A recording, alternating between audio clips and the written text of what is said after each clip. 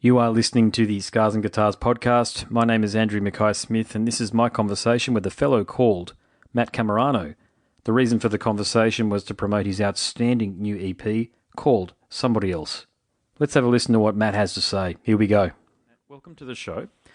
According to the press release, weaving clever musical hooks and rhythms with an effortlessly charming vocal delivery, Cammarano's debut EP, Somebody Else, bears the mark of a prodigious talent. So, mate, on that note, what else can you tell us about the EP?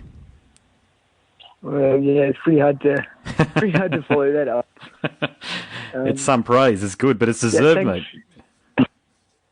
Yeah, it's a solid intro, and I'm pretty pleased with how my EP's been received by friends and peers, and also industry. So yeah, I'm on a high at the moment. And just before we put the discussion to air, so to speak, you mentioned that you just won an award. So what was the award that you've won, or you've been nominated, I should say, for an award? So what's the award you've been nominated for? Yeah, I was nominated for Song of the Year in the rock category with Wham. Fantastic. All right. So when do they read out who the winners are for the award? It's mid-May. There's a party, and at the party they announce the winners for each category.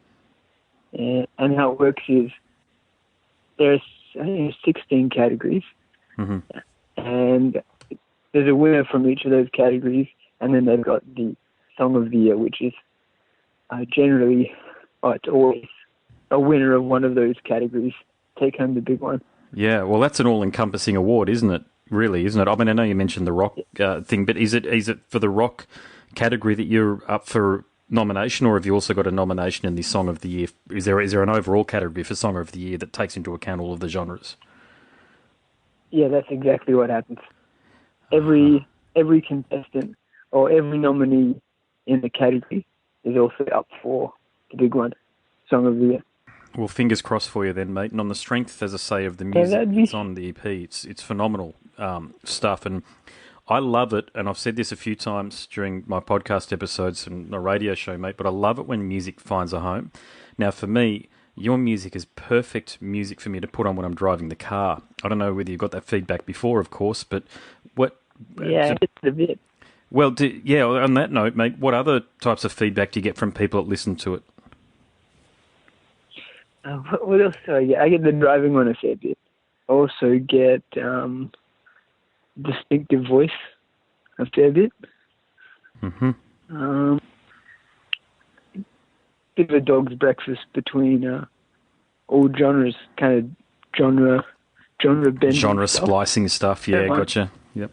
Yeah, don't mind that one.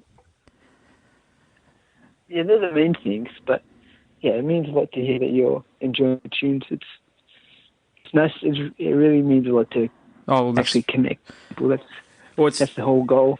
Look, it is, and I mean, look, I've been an indie artist myself, so I know what it's like. It can be a bloody slog, can't it? But, you know, when you're talking to a bloke all the way across the other side of Australia who's giving you feedback that you've released one of the albums or the EPs of, let's just call it a collection of songs, of the year so far, I genuinely mean that. And I'd speak to people right across all the genres, from hip-hop to metal to straight-ahead rock to some more diverse stuff that you're offering, mate. And so I love music that can find a place no matter what sort of music you listen to. And I'm gonna give you some pretty, I don't know how I'm going to frame this feedback here, okay, but I'll be direct, okay? Daniel Johns needs to call you, because some of his stuff of late is not that crash hot. But I reckon if he gave you a call and said, listen, these are some of the ideas that I've got, I reckon you might be able to sort out some of the stuff that he's done with Luke Steele a bit better. Oh, dude, that's a huge compliment, and I don't know how to take that, because, Daniel Johns is incredible songwriter, and Luke Steele is one of my all-time favorites, especially with Sleepy Jackson stuff. That floored me. So I really appreciate the feedback. Oh, no problem, mate. No worries. And look, there was something else that I picked up on when I was doing my research for the interview. I read an interview where you mentioned social anxiety as a theme throughout the EP. So many people do deal with anxiety, and I'm one of them, to be honest, and I'll put that out there. And people deal with it on a daily basis. It's not something you can escape. So can you share any part of your journey dealing with anxiety, if that's the case? Yeah, of course. Well, I was referring to the tune Somebody Else in particular. Part of the theme of that song is anxiety and, being able to, I don't know if this is a skill, but being able to, or having to put on a mask or a persona in certain situations to get through it. And, trying to, for some reason, having the need to protect that true version of yourself, or not being confident enough to have him out in every scenario. Mm-hmm. That's part of what that song is about. It's trying to conjure up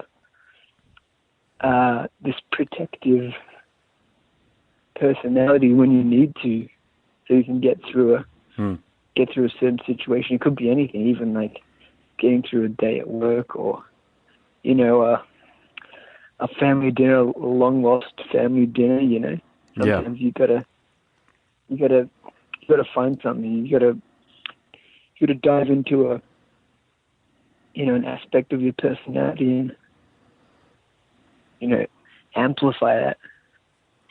Yeah, I think anxiety a lot of the time, this is my own take on it, comes down to a crisis of ego. And a lot of the people who suffer from anxiety, they just don't, they almost feel as though they're not projecting enough of, well, they don't feel as though they're enough. That's the right way of saying it.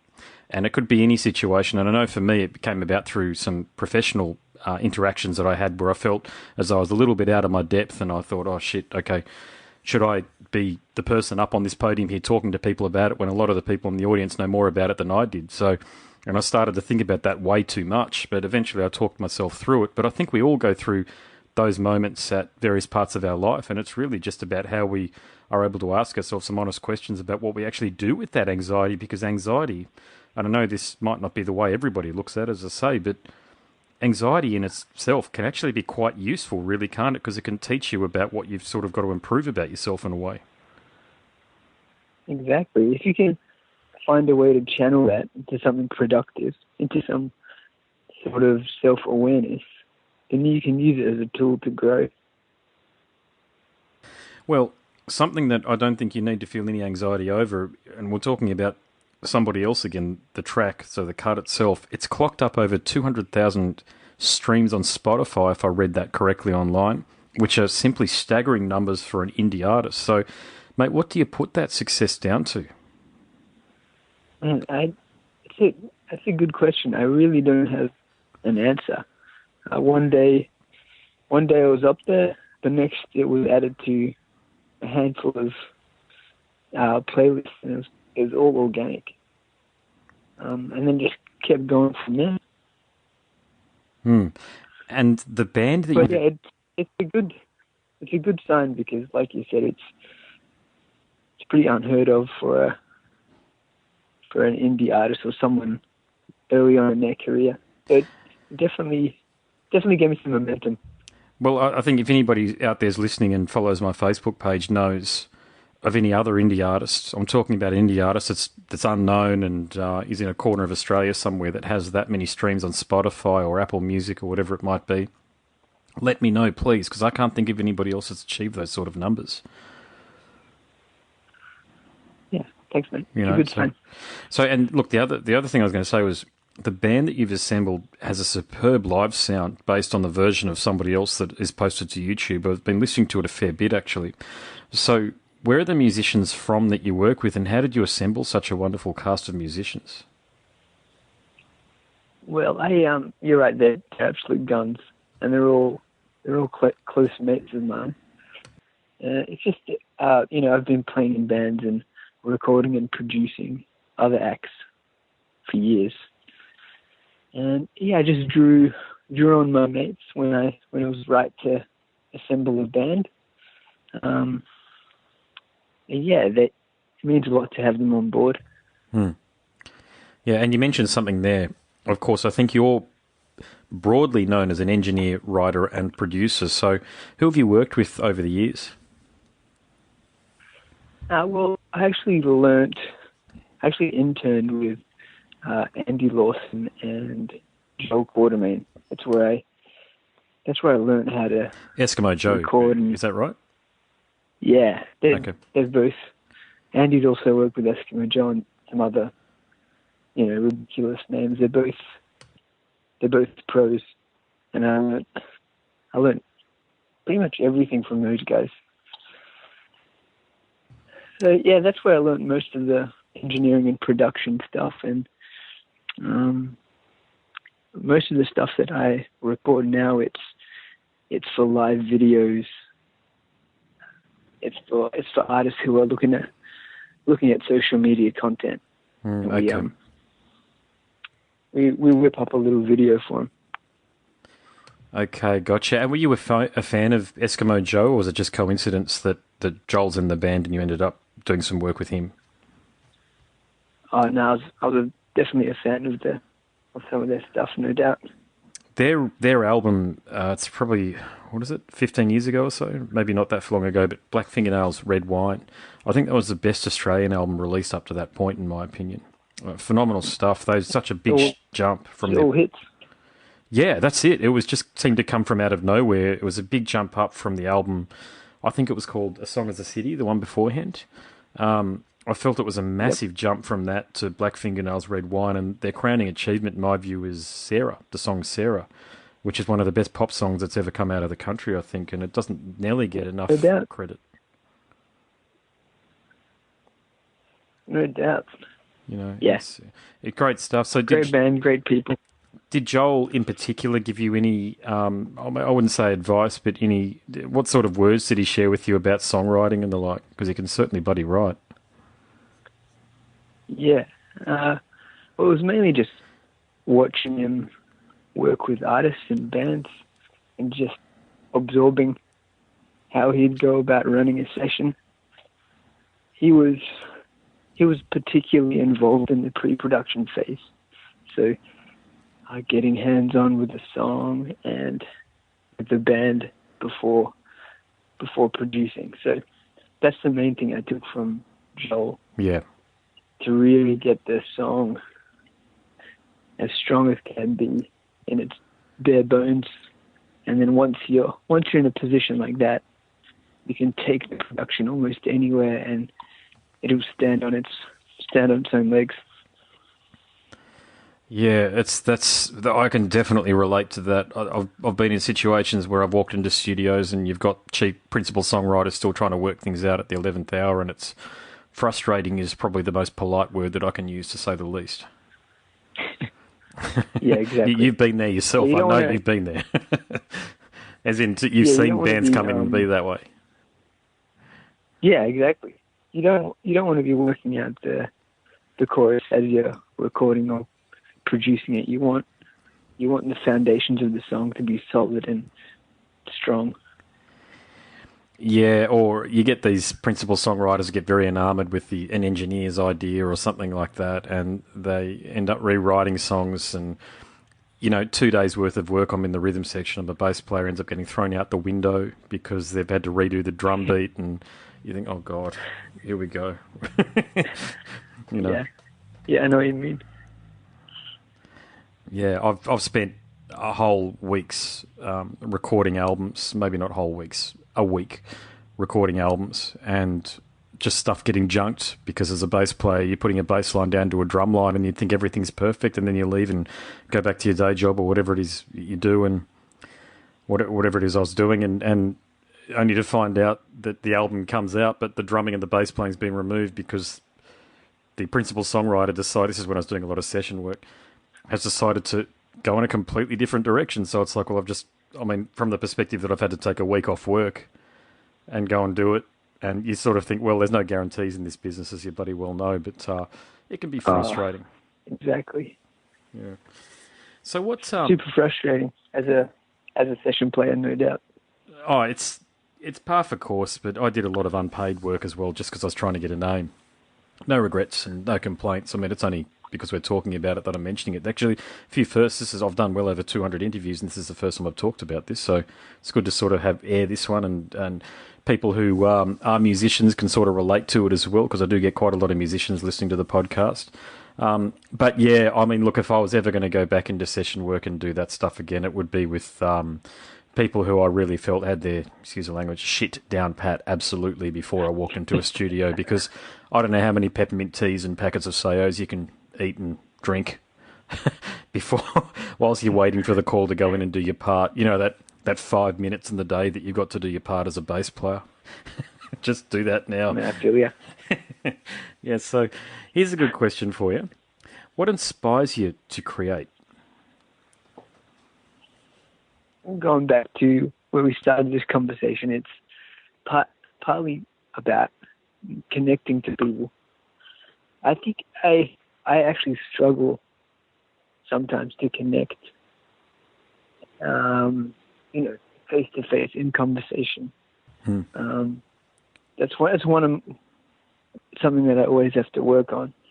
So I think part of it, this is something I'm just realizing now the longer I do it. Part of it is that desire to just connect on a deep level, and actually convey complicated feelings to someone or to people, which is very difficult to do in conversation or, at a family dinner, trying to say that, like, it's not always black and white. There's a lot going on, and music is a very rich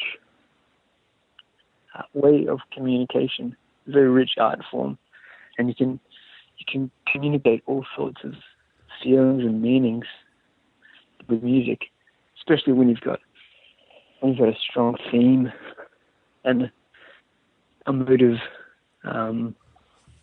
music to back it. You can really paint. It's like painting feelings, kind of, or painting conversation. Yeah, that's a really good way of putting it, it's isn't the it? main inspiration.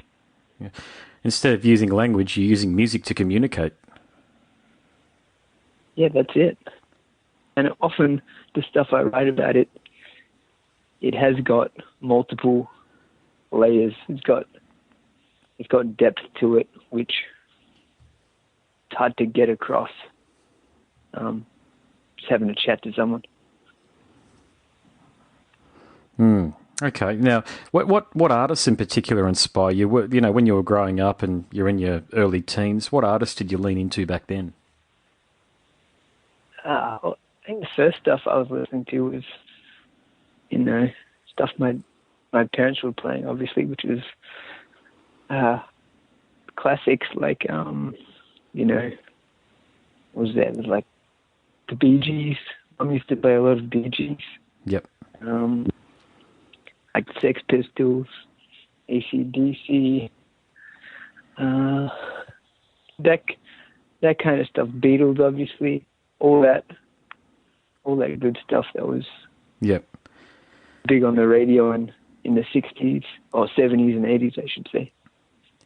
We used to take my dad's car out for a drive and just blast. That's some of my fun memories, actually. Just blast music down the freeway, go for a drive, and have a sing. That's nice, yeah. Yeah, and what about shows and future plans? Have you got some plans on coming over to the eastern states? And honestly, on the strength of the EP, do you think you'll manage to get to Europe or North America?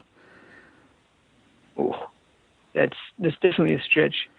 As you were alluding to before, it's very difficult to make touring viable, especially at the early stage of your career. Mm-hmm. Especially without the help of a grant or some sort of label who can throw some cash your way. Mm-hmm. So if I was to tour, assuming the right opportunities came my way, I'd most likely do it solo, just on guitar, because I think it would financially cripple me if I didn't have any support. Yeah. It's really expensive, especially from over here. Yeah, that it is. I'm certain you know about it. Oh, it's horrendous. I don't know how else to put it. You know, it's I don't know how many bands I've spoken to. I'm based here in southeast Queensland, and I live between the Gold Coast and the Sunshine Coast. And I've got a real thing with my mate David Dean on the Sunshine Coast. We want to put on some more bands. We actually want to open up a venue. We're talking about it now. But dear God, how much money do we want to lose before we start making money? And that's opening up a venue. Exactly. Yeah, and there are no guarantees. Exactly. It's the business side, the artistic side of it is the most fulfilling thing I could ever imagine. The business side of it is one of the most demeaning things, and it just gets you down. The business side of it really, doesn't it, when you look at the financials? But I think you're spot on. I've always felt that as an artist, particularly someone like you who has such a wonderful collection of songs, so long as you can sit on a stool or stand up, whatever it might be, with an acoustic guitar, just you and your songs, you're going to go far. You're going to go somewhere. Yeah, it's really tricky to make a full band tour working.